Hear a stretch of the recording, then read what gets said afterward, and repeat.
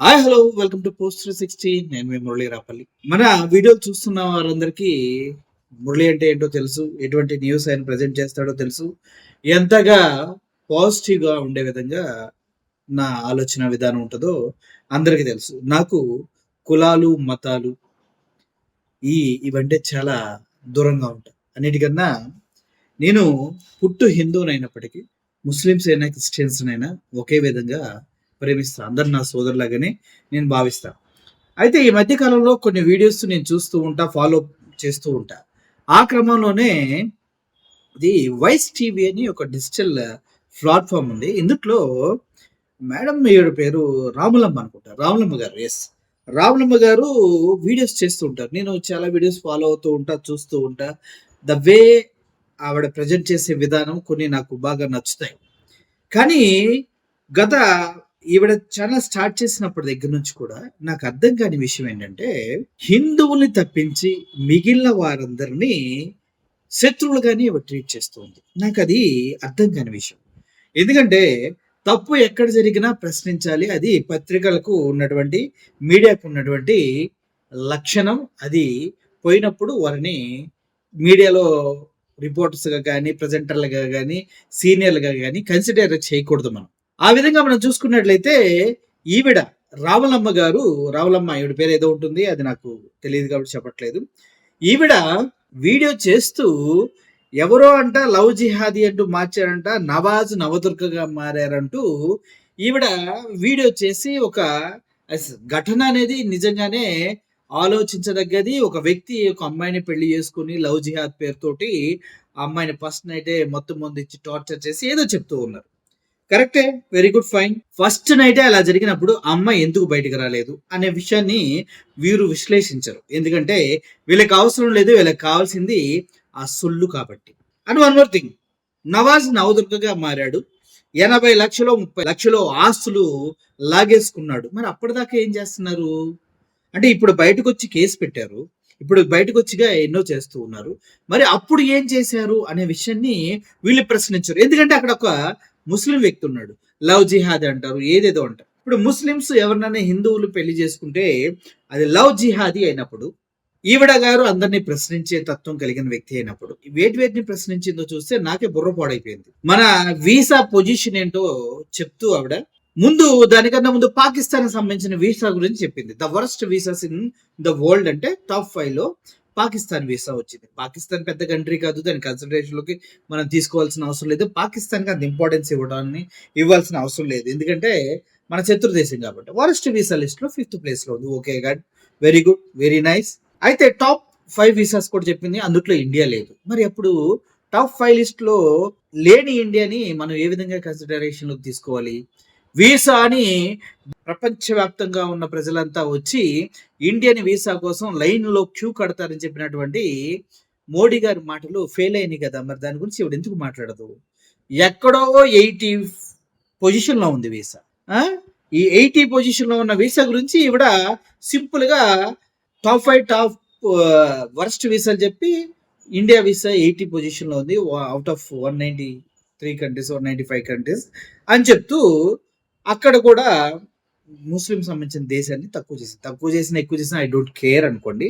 But ఇక్కడ నవాజ్ నవదుర్గల గురించి మాట్లాడింది. మనం రీసెంట్ గా చూసుకున్నట్లయితే ఇండియా మొత్తాన్ని టోటల్ ప్రపంచాన్ని షేక్ చేసినటువంటి ఒక న్యూస్ ఉంది.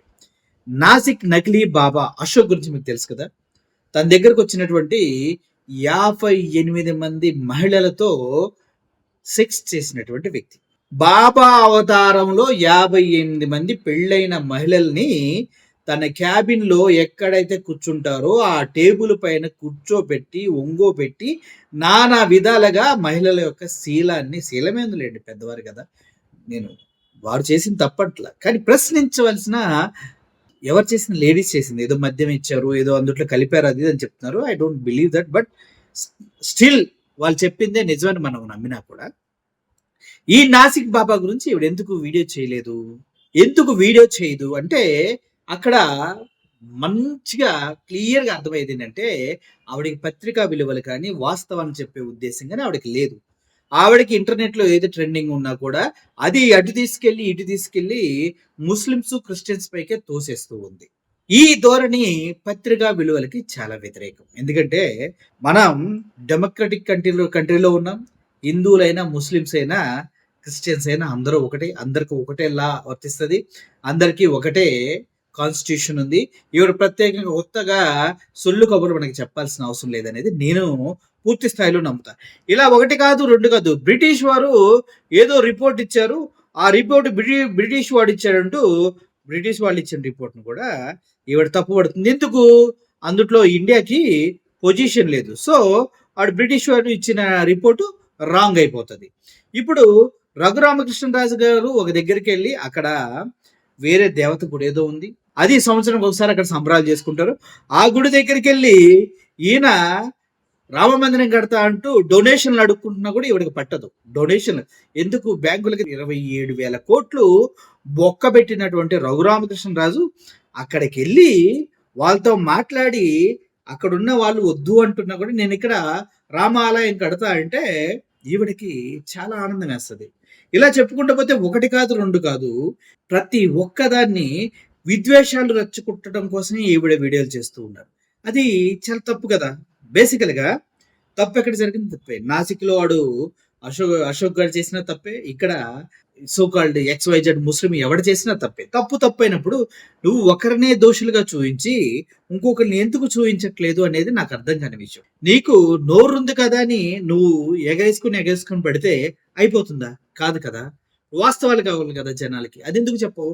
ఇప్పుడు చాలా మంది రికార్డింగ్ డాన్సులు ఎక్కడ చూసారో నాకు వీడియో చేసింది. నేను రికార్డింగ్ డాన్సులు ఎక్కడ చూసానో చెప్పమంటారా మేడం? ఒక గుళ్ళో రికార్డింగ్ డాన్సులు చూశాను. ఒక పవిత్రమైనటువంటి రథయాత్రలో అశ్లీలంగా ఆడవాళ్ళు నృత్యాలు చేయడం చేస్తారు. అది హిందువుల సాంప్రదాయం ప్రకారం. ఇలా చెప్పుకుంటూ పోతే 1 కాదు, 2 కాదు. శివలింగం పైన కాలు పెట్టి కడిగిన వాళ్ళని చూశాను. ఎవడైతే బాబా పేరు పెట్టుకొని మైనర్లతో అశ్లీలంగా బిహేవ్ చేసిన వాళ్ళని చూశాను. చిన్నపిల్లల్ని వేరే దేశాలకు ఎక్స్‌పోర్ట్ చేసిన బాబాలను కూడా చూశాను. అయితే వీళ్ళందరి గురించి మీకు అసల తెలీదా? తెలిసినా మాట్లాడరా? మీరు కేవలం ముస్లిమ్స్ పైన, క్రిస్టియన్స్ పైన మీకున్నటువంటి పర్సనల్ అక్కస్సును కక్కటానికే ఉన్నారు అనేది నాకు అర్థం కావట్లేదు. ఇప్పుడు మనిషిగా పుట్టిన తర్వాత నీకు కొన్ని ఉండొచ్చు, వేరే వాళ్ళకి కూడా కొన్ని ఉండొచ్చు. బట్ అది సమాజంలో విద్వేషపూర్వకంగా మారుతుందన్నప్పుడు సాధ్యమైనంత వరకు వాటిని మనం వదిలేయాలి. కానీ మీరేం చేస్తున్నారు? వాటినే రేపి రెచ్చగొట్టి జనాల్ని రెచ్చిపోయేలాగా మీ వీడియోస్ ఉంటున్నాయి. కాబట్టి ఒక విషయాన్ని మీకు క్లియర్‌గా చెప్పాలనుకుంటున్నా మేడం. మనిషి పుట్టిన తర్వాత కొద్దిగా మనకి లోపల జర్నలిజం చేసేటప్పుడు నైతిక విలువలు, మనకి జర్నలిజానికి కట్టుబడ్డ కొన్ని విలువలుంటాయి. అవి వాస్తవాల్ని ఇలా ప్రజలకు చూయించాలి. అంతేగాని నీకెవడిష్టం లేకపోతే వాడి మీద బురద చల్లే కార్యక్రమాన్ని దయచేసి మీరు మానేస్తే కరెక్ట్. ఎందుకంటే ఇప్పటివరకు మీరు చాలా యాడ్లు చూశారు. మీరు చాలా కమర్షియల్‌గా ఈ ఛానెల్‌ని వాడుకుంటున్నారు. కానీ మేడం మీరు చేస్తుంది ఏంటో తెలుసా? దేశ భద్రతకు భంగం వాటిల్లే విధంగా మీరు వీడియోలు చేస్తూ ఉన్నారు. మనుషుల మధ్య విద్వేషాలు రెచ్చగొట్టే విధంగా వీడియోలు చేస్తూ ఉన్నారు. మన కుటుంబ సభ్యులంతా కలిసి ఒక విధంగా కలిసి ఉండాల్సిన దగ్గర మీరు సిగ్గు లేకుండా ఏకపక్షంగా వీడియోలు చేసి కొంతమందిని తప్పుడు వ్యక్తులుగా చూపించే ప్రయత్నం చేస్తూ ఉన్నారు. అది తప్పు. మీ సీనియారిటీకి మీరు గతంలో సర్జరీ గురించి కొన్ని వీడియోలు చేశారు. ఇంకో ఏటి గురించో చేశారు. కమర్షియల్‌గా ఎక్కడికెళ్ళినా కూడా మీరు కమర్షియల్ వీడియోస్ చాలా చూశారు. అయితే వీటన్నిటి గురించి మీకు ఇంకొక విషయం చెప్తున్నానండి. ఈ వీడియో మీకు వినిపిస్తా వినండి. తెలంగాణ గవర్నమెంట్ నుంచి పైసలు లేక పాకిస్తాన్ రిపబ్లిక్ డే పరేడ్ ని క్యాన్సల్. బాలీవుడ్ హీరోయిన్ల బట్టలు ఇప్పించి ఎంటర్టైన్మెంట్ చేస్తాము అని అంటే చాలా మందికి ఓకే అవుతుంది, కానీ దేశ ద్రోహుల బట్టలు ఇప్పించే సినిమాలు చేస్తామంటే మాత్రం ఎవరెవరికో ఏమేమో బాధలు అవుతుంది.